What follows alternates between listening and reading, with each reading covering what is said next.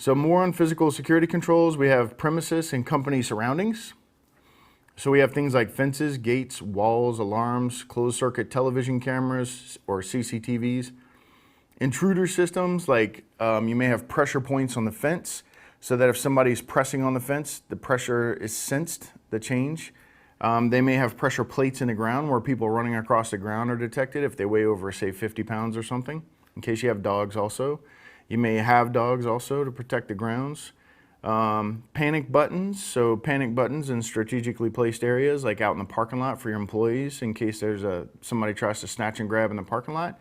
Burglar alarms, windows and door bars, deadbolts, deadlocks, etc. In the reception area, you want to lock the important files and documents. Don't leave them floating around. People walk away from their desk. I can go in, snatch stuff, take pictures of stuff. And you want to lock equipment when it's not in use. So this is important today. They have contact lenses with little micro cameras embedded in them. So I can walk around and you'll never see the camera on me. They also have pins and watches that have cameras in them. So I can just go and film stuff and you won't even know, even if you're watching it on the camera, right? So we have servers and workstation areas. We want to lock the systems when not in use. Disable, avoid having removable media and DVD-ROM drives. CCTV cameras in these secure spaces and workstation layout design accordingly so that one camera can maybe see the whole room appropriately, that kind of thing. And then other equipment such as fax modem and removable media. You want to lock fax machines when not in use while the fax is obtained properly, or file the fax is obtained properly. Disable auto answer mode for modems.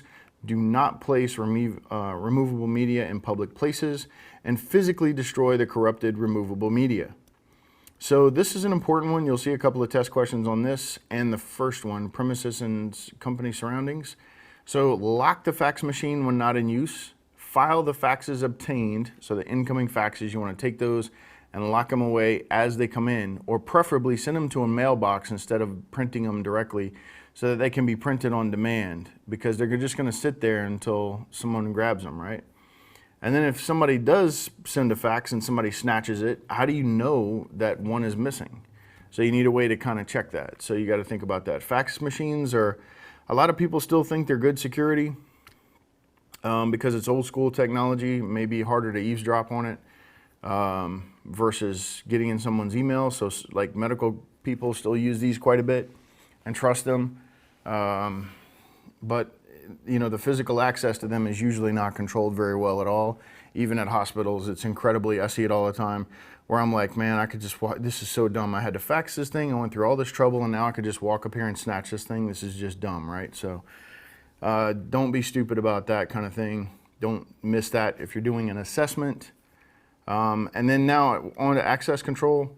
Separate work areas, implement biometric access controls like fingerprints, retinal scanning, iris scanning, vein structure recognition, face recognition, and voice recognition. Entry cards, man traps, faculty sign-in procedures, identification badges, etc. So,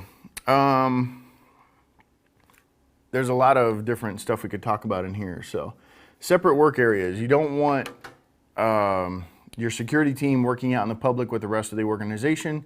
That can leak information. If there's a breach, someone may eavesdrop on that and then go and report that to a public entity like a newspaper or something like that.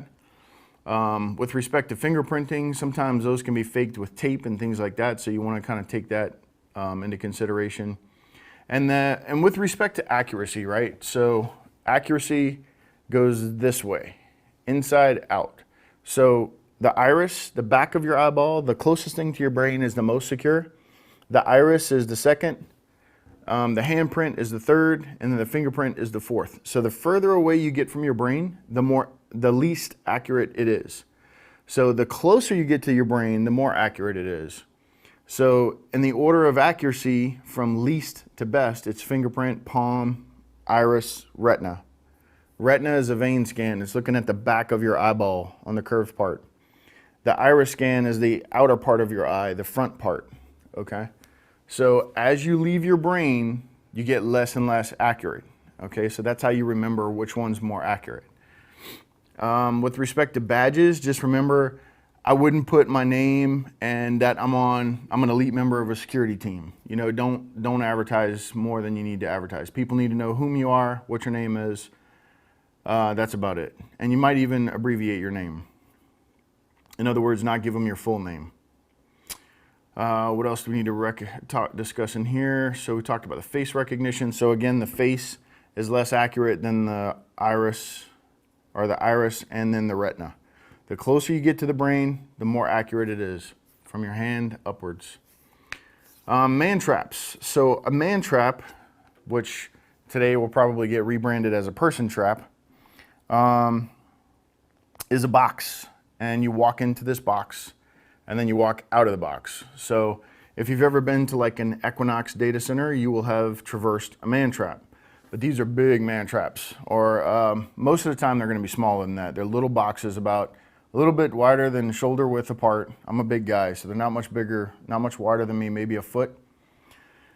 They're about 4 feet deep, and they're just big enough for open a door, you walk through, and then the door closes. So they're going to fit you in a door. The ones at the data centers are bigger because you might be carrying equipment into or out of the data center. And the way it works is they have 2 doors. And they have an access control system on the outside of each door and on the inside of each door. So as you're coming in, you go through the first door, the door closes. Then you've got to get through the second door, and then you get through the second door. Okay, so I just used my same credentials twice. Why is that secure? Well, it prevents piggybacking, so people can't come in behind you. But like at Equinox data centers, I piggyback all the time, but people are pretty good about making me put my pin in. I always try it just to see. Just to kind of check the security. And the guards, you have to sign in with the guards in the front, and they're watching you as well, and they're making notes. I ask them. So I'm like, hey, did you notice I just piggybacked? And he's like, yeah, we got a note of that right here.